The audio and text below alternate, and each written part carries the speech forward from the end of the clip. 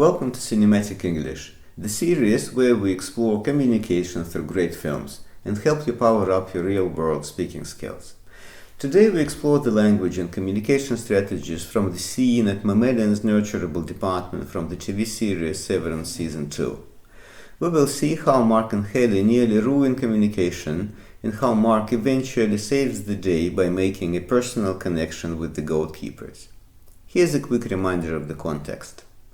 Mark and Helly are on a mission to find Miss Casey.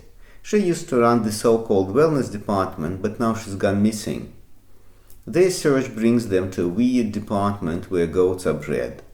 As they wander through its rolling green hills, they are confronted by a woman in charge of the place. Mark tries to ask her for the information they need to complete their noble mission, but the conversation quickly starts falling apart, bringing them dangerously close to a bitter and painful end.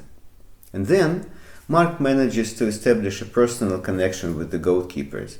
Not only does he and Helly escape safely, but they also get the information they need. If English is your second language, when communication breaks down, you probably blame your grammar or vocabulary. But that's not always the real problem. Often, communication fails because we forget something more important, the human connection.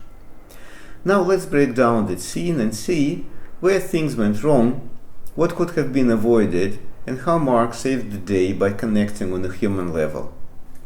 So, speaking about where it goes wrong, I would say it has been going wrong all the way from the start to the very narrow escape in the final lines. Many mistakes have been made. Mistake number 1. Mark and Helly enter the communication completely focused on their mission. They are so blinded by their agenda that they walk through the department without noticing any people, as if they weren't there at all. This is clear later, when the goalkeepers become visible, only when things take a bad turn. The scene actually raises a larger issue. Do we ever notice people unless they present a threat?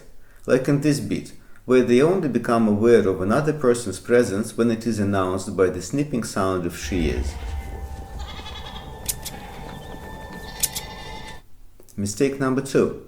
When they actually establish visual contact with the woman, they behave awkwardly, not knowing how to relate to the listener, how to address her concerns, and they demonstrate lack of interest in their partner's reality. Like here, when the woman raises her vital concerns about the purpose of their visit, they can only perform a basic corporate politeness ritual. Are you here to kill me? Sorry, hi, I'm Mark. I'm Helly. And we're with Macrodata Refinement? Truth be told, Mark makes an attempt at connecting by asking what the place is, but doesn't seem to know what to do with the answer. What is this place? Mammalian's Nurturable.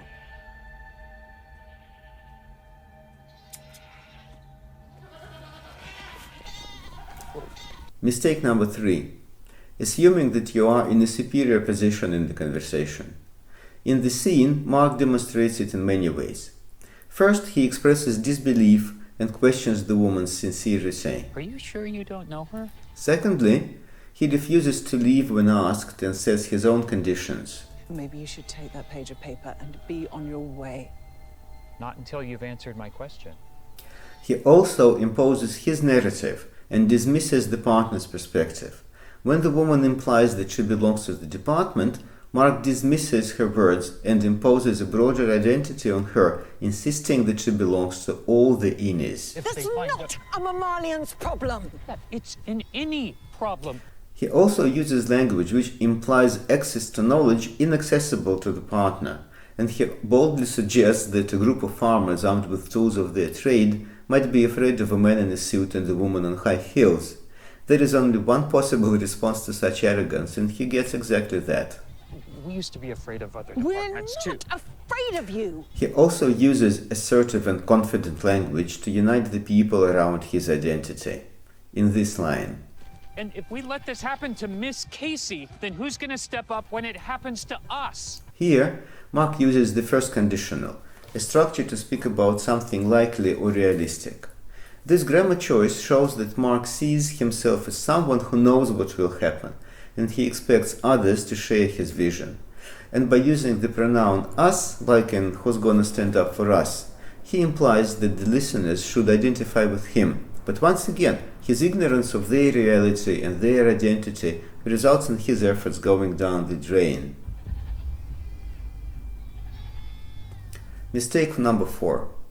Using the language that highlights differences or sounds like appropriation. Her name's Miss Casey. She's our former wellness director. The use of pronoun our creates a range of opportunities for the woman to engage in a confrontation, which she does immediately. Wellness.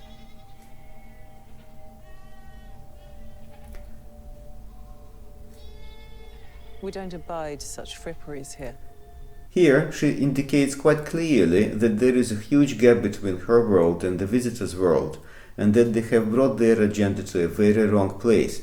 However, Helly dismisses the woman's remark completely and just carries on with their agenda. Right, well, she's been retired, but we believe she may still be on the floor. All in all, Mark and Helly have brought the communication to the brink of collapse. But then something happens. The language changes, and personal connection is established. This is the moment. If one of your goats went missing, wouldn't you go looking for it?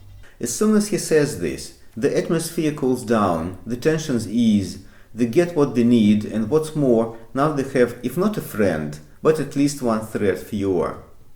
As far as we know, she was retired just like they say. If you suspect otherwise, we won't hinder your search.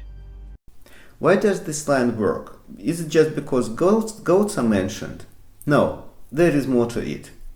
The language structures also demonstrate the shift in attitude and the move towards personal connection. Instead of the assertive first conditional, he uses the second conditional. He says, if one of your goats went missing, wouldn't you go looking for it? This grammar form invites the listener to consider a possibility rather than predicts the future, like the first conditional. He also abandons the idea of imposing a unifying identity on the listeners, but in a way he accepts their identity. He implies that he is doing something that the listeners would do in his situation, and by using the negative in the question, he says, wouldn't you go looking for it? He implies that he only sees that as natural. It is a sign that he knows what it is like to walk in their shoes. Another important thing is that he starts speaking in actions. Verbs are much easier to relate to, and they leave less space for disagreement. As long as he has been speaking in terms of identity, he's been failing. When he starts speaking in actions, he becomes relatable and he gets heard. Could he ruin this moment with just a few different words? Yes, absolutely.